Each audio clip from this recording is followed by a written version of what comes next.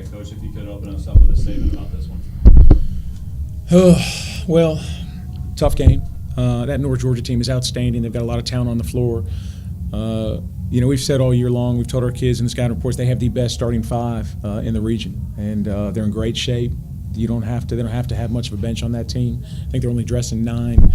And usually we're able to wear some people out, but they're in great shape. And we had a hard time pressing them. We couldn't create those extra possessions we need.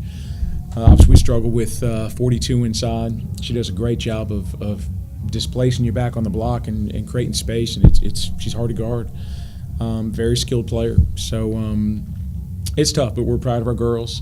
This is not a run we saw coming. Sweet 16 is a phenomenal accomplishment. We felt like our team all year long.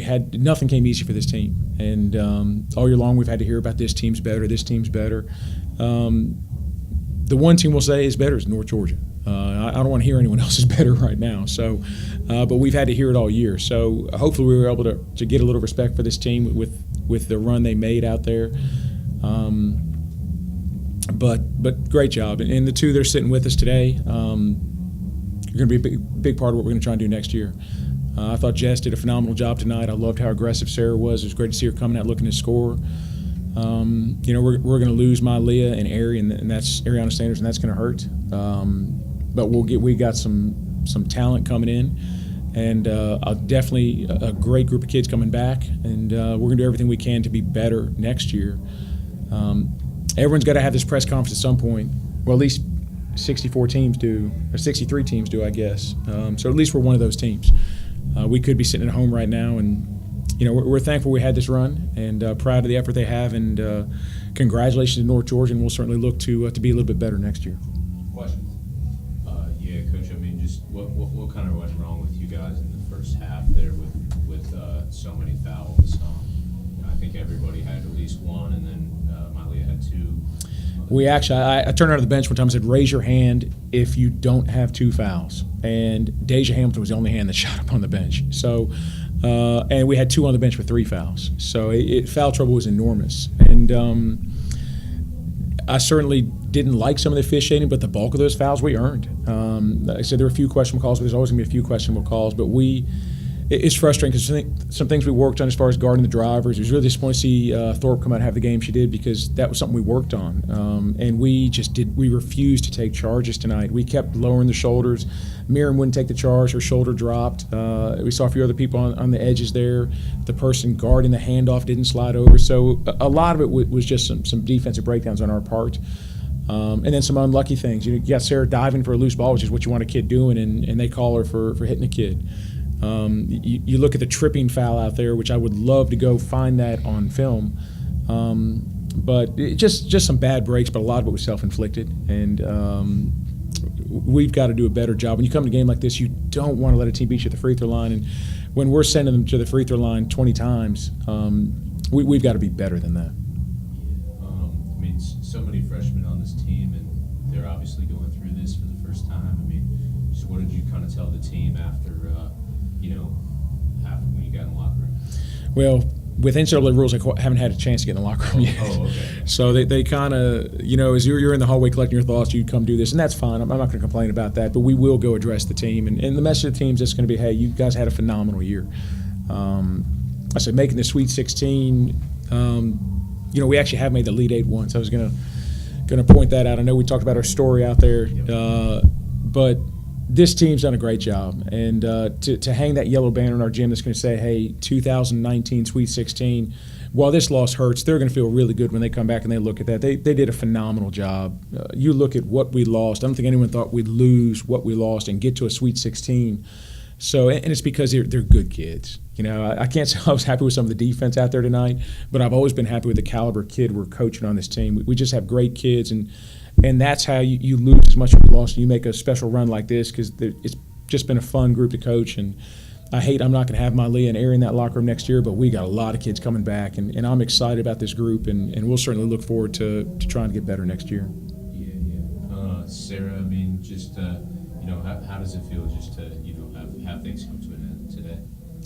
It definitely hurts being in this type of program, being this type of player, being so competitive and wanting to win everything. So it definitely hurts to have this loss. But, I'm incredibly blessed and incredibly grateful to be on this team, be in this program that is winning, that is getting this far with the circumstances that we've been under. So I'm definitely, I'm happy and I'm hurt at the same time. Jess, I mean, it's been a heck of a year for you. Just now that this run's come to an end, just what can you say about the season you've had and this run in the tournament too? It has been a heck of a season. It's one, like everybody's been saying, we didn't think we were going to do any of this. So I think to be this far and to come this far with this team, I mean, it means everything to me. This team, we're very close. So it hurts us a lot just to know that it's over and we're not going to have Malia and Ari like he said. But it's been a heck of a season, and I'm very proud of everybody. Just to see the growth from the freshmen to the sophomores to the juniors to the seniors, we've all grown a lot in this program in just a short amount of time, and I think that's my favorite thing. I got to throw one more name in there too, who we don't talk about. We've had a 5-year senior manager, Will Cantrell, who we're not just going to miss Malia and Ari. That's a guy we love a lot, and people think we're crazy. We're going to miss him just as much as we miss Malia and Ari. So we're really losing 3 special people, and that I'm glad they at least got to experience this. I know we would like to have had one more. We would like to have been able to cut a net down. We were second best all year long, and that's kind of tough. But at the same time, I'd rather be in the hunt. It's a lot more fun to be playing these games, and as painful as to come up short, at least we're here. Mm-hmm. And that's what we're going to talk about in the locker room. You'll deal with that pain if it gives you a chance to be here, and we'll try and learn from it. But hopefully next year we don't come in second. Hopefully, whether it's a regular season title or a conference tournament title or a regional title, we're going to go work and do what we can to see if we can't be the ones climbing that ladder a year from now. Yeah, absolutely. That's all I got. Coach, you came into this regional. We talked about it yesterday or Saturday rather. The average team in this regional brought back 68% of their men's and 67% of their points from last season. You all were at 39 and 31. Next year, you're slated to be at 75 and 74. Did you think about obviously losing Malia and losing Ari, but the nucleus of this team that's coming back? I know it's probably difficult to think about now. In the coming days and weeks, what gets you excited about this group you got coming back? Because you got so much return. The biggest thing is, we've talked before, culture is such an important word in this program. And I've had years we've won and the culture hasn't been great. This year, not only did we win, we had a great culture. And I think that's what I'm most excited about. These kids work. The kid sitting to my left got about 30,000 shots up on her own time this year.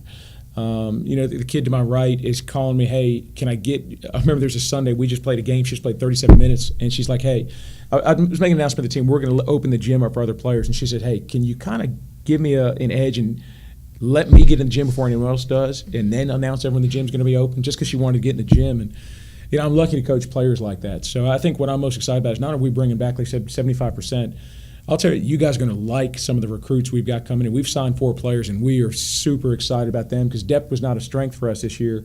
It's going to be a strength for this team next year, and we'll be able to give Jess and Sarah some breaks where they're not going to have to play 37 minutes a game.